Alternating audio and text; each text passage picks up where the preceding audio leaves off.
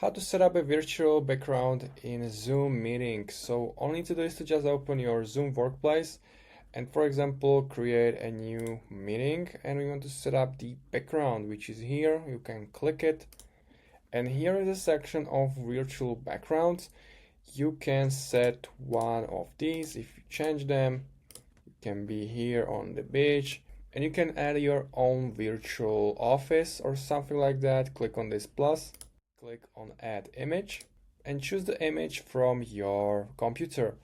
If you don't have one, you can just search for virtual office background and choose one of these, for example this random one.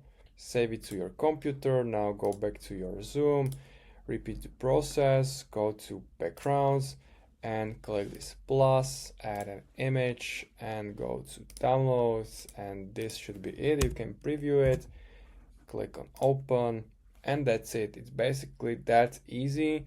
If you want to just bring it back to normal, click on none, and that's basically it.